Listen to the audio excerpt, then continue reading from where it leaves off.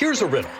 What is something that much of the ATP Tour workforce has that Roger Federer, Rafa Nadal, and Novak Djokovic all defiantly lack?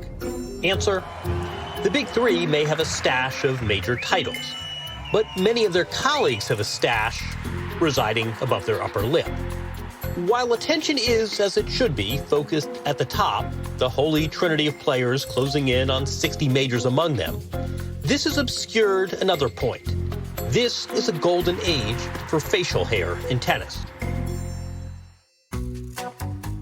It comes in all forms, pencil thin and scrub brush thick, ironic and unironic, sometimes riding shotgun with a beard, sometimes not.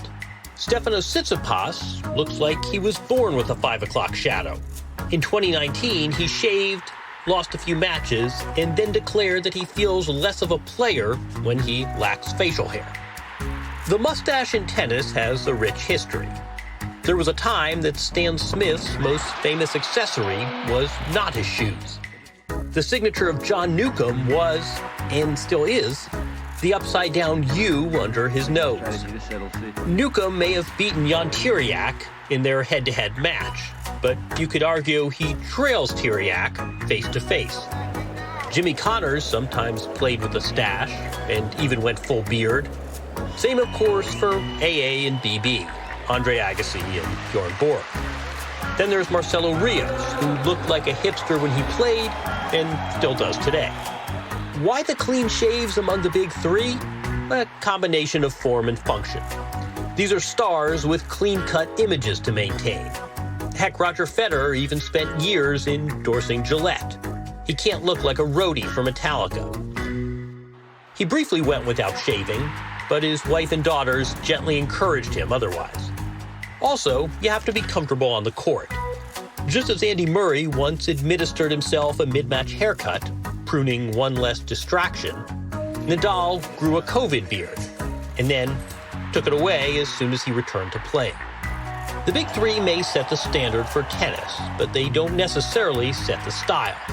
They may live in comfort, but they also live on the razor's edge. On the razor's edge. So well written there by John Wertheim with that report. So everybody gonna pick their favorite facial hair in the game of tennis. I'm going to start it off, y'all. So I'm going to go with Jan Tiriac. This is the OG stash. I mean, just absolutely luscious. If you got kids, nieces, nephews, you know about the very hungry caterpillar. This little nose bug has helped himself to second servings of all the food. How about this? Jan Tiriac. I mean, it does not get better than that. Paul, who do you got? That's a solid choice, but I went with somebody you guys might not have gone with, and I think Jim maybe would go on. Look at the guy on the right, the old coach. Look at Pepe. He looked at on the left. He went a little crazy in his playing days. He went full Abe Lincoln, didn't he? I tell you, he was going Abe Lincoln in his playing days. Now he's our clean-cut friend with all the brain power that anyone could want in tennis. But I love the olden day look, a little Abe Lincoln-ish. Strong to very strong. Jim, who you got? Oh, I just love Nuke. I mean, for me, Nuke, the classic. The chest hair was out there, too. I mean, this just, Nuke, the man's man. It was all hanging out there with him. I mean, Nuke is just, he's an icon. The stash is his logo. You know, we got like Leighton Hewitt's logo is this. For Nuke, it's the stash.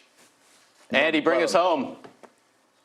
Yeah, well, you know, Steve, contrary to guys like you who shave 10 times a week, I'm going to go with our friend Andre Agassi. Now, he went from like the kind of half mullet, half hairpiece beard situation, comes out in 95, reinvigorated after the finish in 94. He's like, I'm a pirate. I will kick your ass, make you walk the plank. I'm going to dominate the goatee. Andre may not be the most physical, but it meant a lot. He was winning while he did that. I like that. He is the pirate coming out. Well, Andy, I hear you have one more.